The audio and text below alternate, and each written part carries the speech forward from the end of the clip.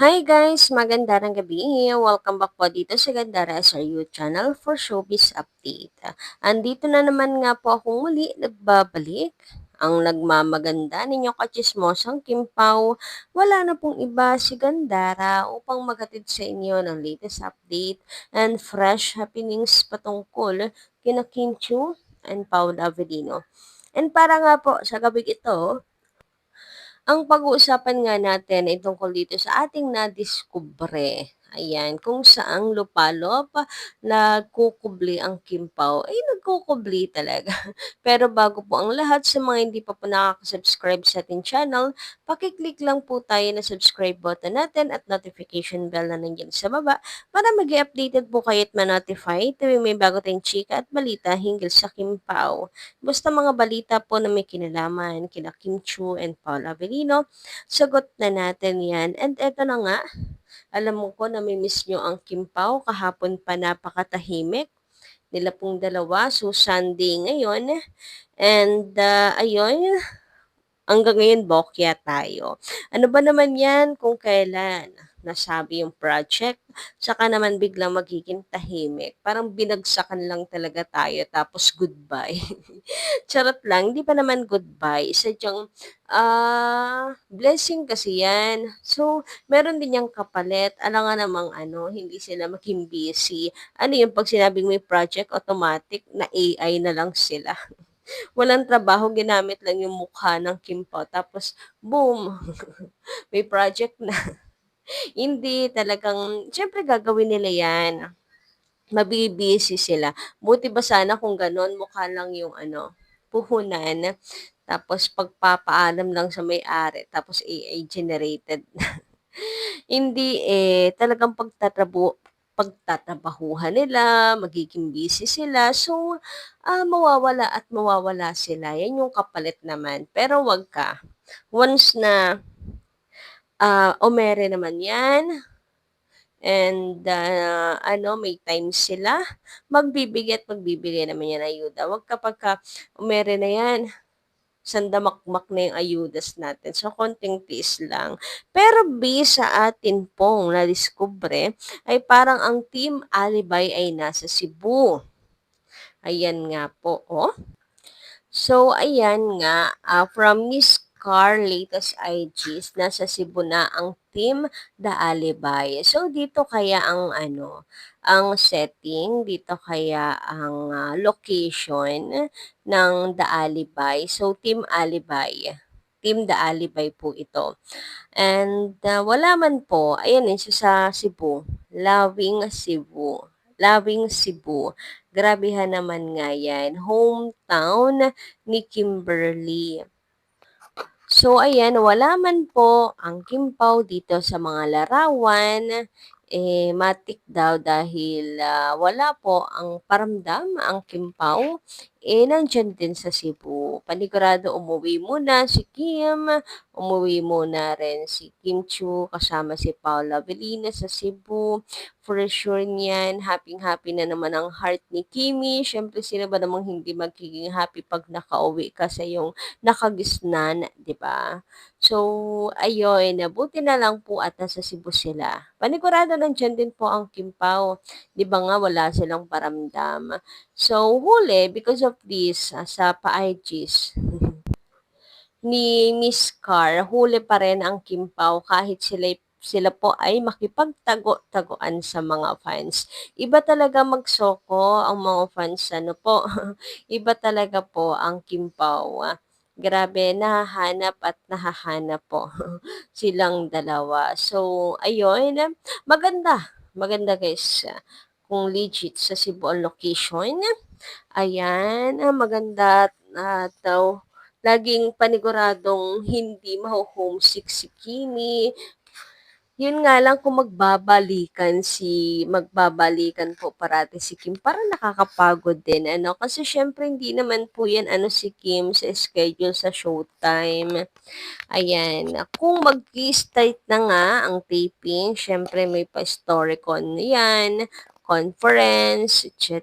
So, pag nagsimulan talaga yung bakbakan ng taping, parang ano din kung uwian, 'di ba? Parang ako yung napapagod para sa kanila. So, kung wala man ngayon sa Cebu, team ano lang po 'yan ng Daalibay and wala po ang Kimpaw, baka nasa bakasyon puwede rin naman nagbabakasyon silang dalawa at sulitin nila.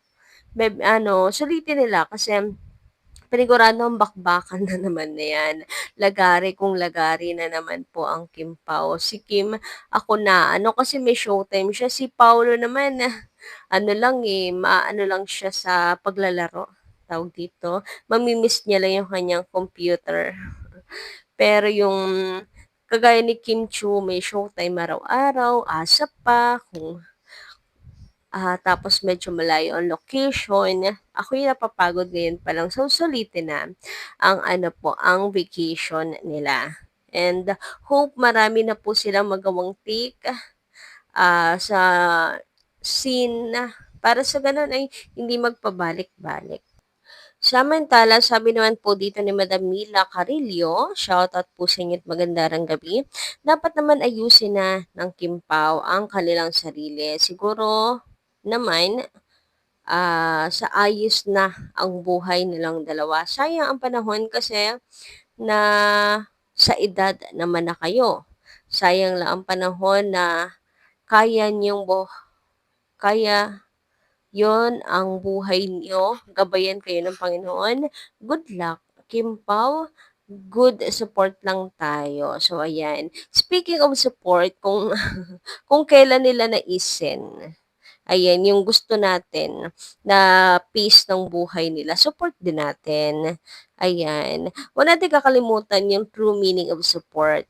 And of course, sana wala pong hinihinging kapalit. Ano po yung sobra-sobra ng nananakal na tayo at kinukulong natin ang kimpaw sa isang box. Parang gano'n.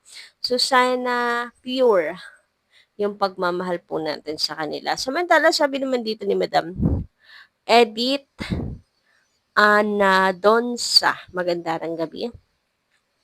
Hello Gandara, para sa akin, pagkatapos ng The Alibay teleserye, dapat huminga muna sila. Dapat may kasalan kasi may edad na. Well, about din na mag-settle down na sa kanilang looks, bagay sa role na sa role na ganapin nila. Siguro may action, suspense yun. Siguro kakaba ang puso natin. Excited na kami manood, kailan kaya ang shooting or taping nila. Taping po, ah, secret, charot. So, bubulagain na lang tayo ng Kimpaw, guys. Mababalita naman yan, sure. And, pero mas maganda yung mambubulaga talaga. Yung parang wala tayong idea, tapos ganun. Para iwas spoiler. Basta, ako super excited na. Baka mamaya, sana may pa-BTS ano po, sana. Pero baka kasi mamaya ang ipalabas na lang, magulat na lang tayo, bulagain tayo, may pa-teaser na sila, ganyan. Abangan pa rin po natin kasi usually gano'n naman kapag sinabing mayroong mayroong project, i-a-announce yan, ta's ang sunod nun teaser na, eh. 'Di ba? Pag-uusapan 'yan, may bagong project, may bagong abangan, pero teaser na yung kasunod. So, sana may isplok kahit papaano para lang ayuda sa mga fans, ang mga BTS, para kita natin yung galawan ng Kimpaw. Hoy, grabehan! Yung sa mga patent moments nila. Hoy, grabehan nga yun. Samantala, sabi naman po dito ni Sir Ding Ramilian, magandang gabi. Kahit anong bash nila kay Kim, proud pa rin si Paulo kay Kim. Mahal ni Paulo si Kim in real life. Kahit anong mangyari, hindi iwan si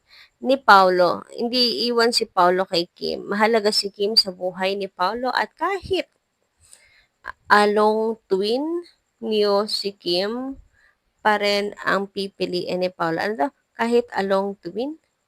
Kahit anong gawin ninyo kay Kim, si Kim pa rin ang pipiliin ni Paulo. Wow, sarap naman pakinggan po nun. Ano po? Sana gano'n nga ang mangyari na dumami man po talaga, bagyuhin man si Paolo ng kung ano-ano at ang Kimpaw ng pagsubok, and si Paolo Avellino siyempre ng mga ano, pagsubok, ay si Kim at si Kim ang kanyang pipiliin at hindi po magpapatukso. So ayan, anyway guys, hanggang dito lang po muna ang aking update. Thank you so much po sa pakikinig. Kita-kits sa susunod kong chika. Maraming salamat.